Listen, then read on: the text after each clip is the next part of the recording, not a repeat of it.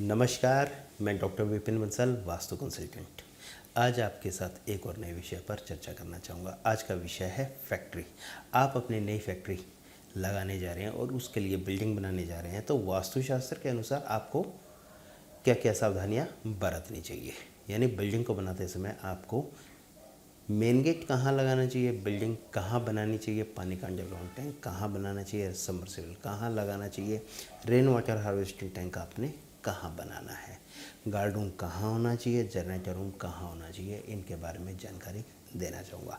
आपको अपने प्लॉट के अंदर बिल्डिंग कहाँ पर बनानी चाहिए। आप अपनी फैक्ट्री के लिए बिल्डिंग बनाने जा रहे हैं और आपके पास ईस्ट फेसिंग पूर्वमुखी प्लॉट है, तो वास्तुशास्त्र के अनुसार आपको अपनी बिल्डिंग बनाते समय क्या क्या सावधानी बरतनी चाहिए। सबसे पहले तो मैं आपको बताना चाहूँगा, जो प्लॉट आपका ईस्ट फेसिंग है वो रोड लेवल से हमेशा ही ऊंचा होना चाहिए।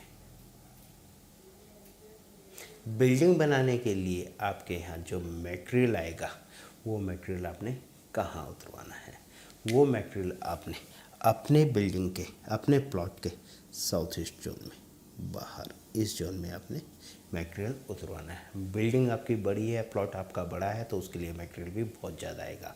लेकिन ध्यान रखना है, आपने अपने प्लॉट के नॉर्थ ईस्ट कॉर्नर में यहाँ पर कभी भी मटेरियल नहीं उतरवाना है। यदि आपने अपने प्लॉट के नॉर्थ ईस्ट कॉर्नर में बिल्डिंग मटेरियल उतरवा लिया, तो ये मान के चलिए कि आपकी बिल्डिंग जल्दी करके पूरी होने में नहीं आएगी। कोई ना कोई ऐसी अड़चन बनी रहेगी, चाहे लेबर की वजह से परेशानी हो, चाहे मटेरियल की तरफ से परेशानी हो, या कोई लीगल इशू बने। इस तरह की समस्याएं आ जाती है। इसलिए मैं आपको कहना चाहूँगा कि आपने अपने बिल्डिंग बनाते समय सबसे पहले ध्यान रखना है, नॉर्थ ईस्ट कोने में आपने मटेरियल को नहीं उतरवाना है। बिल्डिंग जब आप बनाएं तो बनाने से पहले सबसे पहला जो काम होता है वो बिल्डिंग के अंदर सबमर्सिबल लगाने की व्यवस्था की जाती है। आपने अपने प्लॉट के अंदर जो सबमर्सिबल लगाना है वो सबमर्सिबल नॉर्थ ईस्ट के भाग में, इस जोन में आपने अपना सबमर्सिबल लगाना है। जब आपकी अपनी चार दीवारी बनती है तो उसमें सबसे पहले मेन गेट का विचार किया जाता है। मेन गेट आपने कहाँ लगाना है। मेन गेट आपने नॉर्थ ईस्ट के बीच में, यहाँ पर आपने अपना मेन गेट लगाना है। मेन गेट के ठीक साथ आप एक अपना छोटा गेट लगा सकते हैं, एंट्री डोर लगा सकते हैं। आपने अपनी बिल्डिंग किस प्रकार से बनानी है। चार दीवारी तो आपकी बनेंगी ही, अंदर की जो बिल्डिंग है वो आपने 3 साइड ओपन रख के बनानी है। तो आपकी जो बिल्डिंग बनेगी वो कंप्लीट साउथ वॉल पर, वेस्ट में भी आपका ओपन एरिया रहेगा, नॉर्थ में भी ओपन एरिया रहेगा, और आपका अपना ईस्ट में भी ओपन एरिया रहेगा। इसमें आपने ध्यान रखना है, वेस्ट में यानी पश्चिम दिशा से पूर्व दिशा में, यानी इस डायरेक्शन में ओपन स्पेस ज़्यादा होना चाहिए।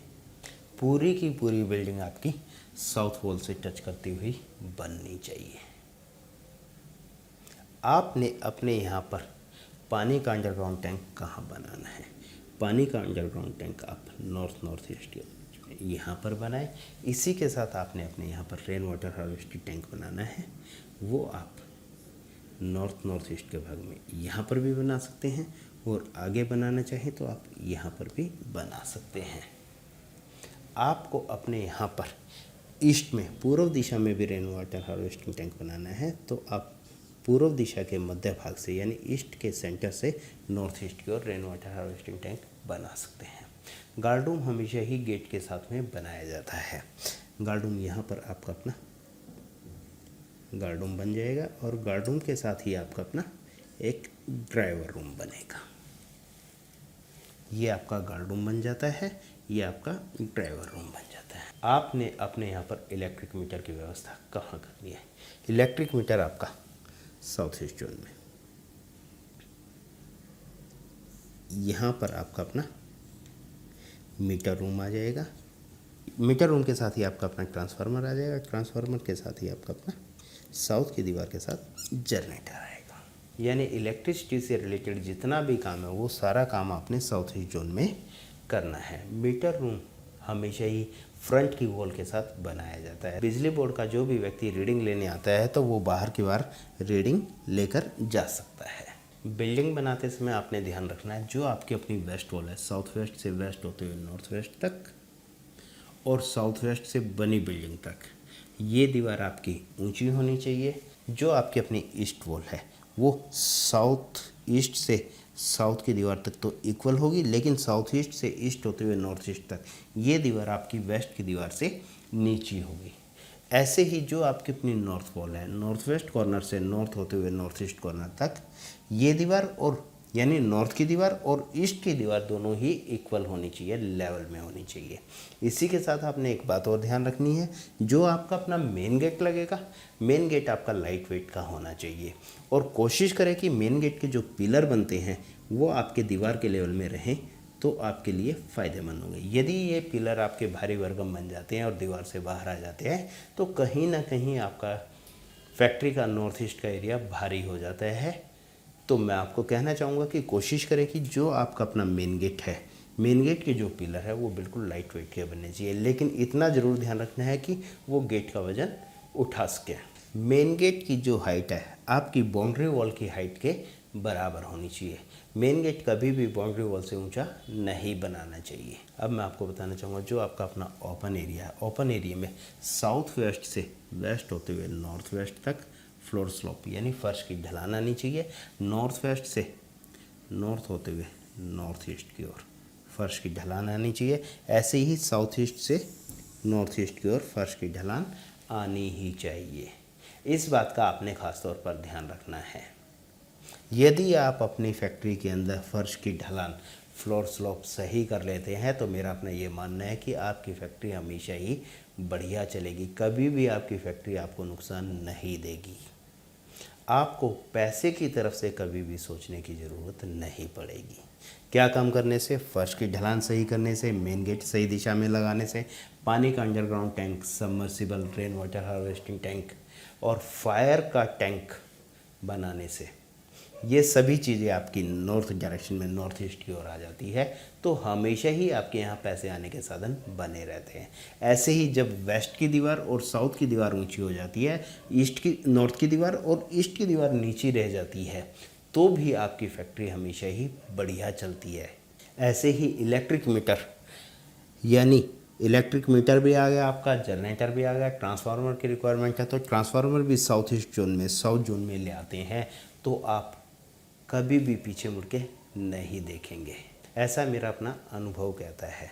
आप अपनी फैक्ट्री लगाने जा रहे हैं, फैक्ट्री बनाने के लिए लाखों रुपए नहीं करोड़ों रुपए लग जाते हैं। पहले तो प्लॉट लेने में करोड़ों रुपए लग जाते हैं, फिर बिल्डिंग को बनाने में जैसा प्लॉट है उसके हिसाब से लाखों करोड़ों रुपए लग जाते हैं। उसके बाद बिल्डिंग के अंदर मशीनों का सेटअप करने में भी भरपूर पैसा लगता है। माल तैयार करने के बाद माल मार्केट में उधार भी देना पड़ता है और पेमेंट के लिए इंतज़ार भी करना पड़ता है। जब माल लेते हैं तो वो तो कैश आता है, लेकिन जब माल मार्केट में देते हैं तो वो उधार जाता है। ऐसे में आपके ऊपर लायबिलिटी बहुत ज़्यादा बढ़ जाती है। तो मैं आपको कहना चाहूँगा, यदि आप अपनी बिल्डिंग बनाने जा रहे हैं और फैक्ट्री के लिए बिल्डिंग बनाने जा रहे हैं तो आपको वास्तुशास्त्र के नियमों का पालन जरूर करना चाहिए। मैं हमेशा ही आप लोगों को वास्तुशास्त्र के साथ साथ अपने अनुभव की जानकारी देता रहता हूँ। आप मेरी वीडियो को ध्यान से देखिएगा, सुनिएगा, समझिएगा और विचार कीजिएगा। आपको लगता है कि बंसल जी की बातें सही है तो आप अपने यहाँ पर छोटे छोटे बदलाव करके अच्छे रिजल्ट प्राप्त कर सकते हैं। आप हमसे अपनी साइट के प्रति ऑनलाइन सलाह लेना चाहते हैं तो आप हमसे ऑनलाइन सलाह भी ले सकते हैं, और आप अपनी किसी भी साइट का मैप बनवाना चाहते हैं तो आप हमारे यहाँ से वास्तुशास्त्र के अनुसार मैप भी बनवा सकते हैं। हमारे पिताजी द्वारा लिखित प्रथम पुस्तक लक्ष्मी प्रवेश कैसे हो, जिसमें उन्होंने वास्तुशास्त्र के साथ साथ अपना अनुभव भी लिखा है।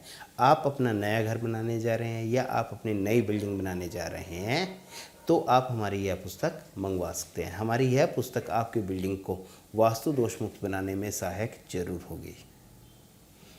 मेरे द्वारा इस वीडियो में दी गई जानकारी यदि आपको सही लगती है तो मेरी इस वीडियो को आप लाइक भी करें और मेरी इस वीडियो को अपने फैमिली और फ्रेंड्स में, अपने व्हाट्सएप ग्रुप में शेयर जरूर करें।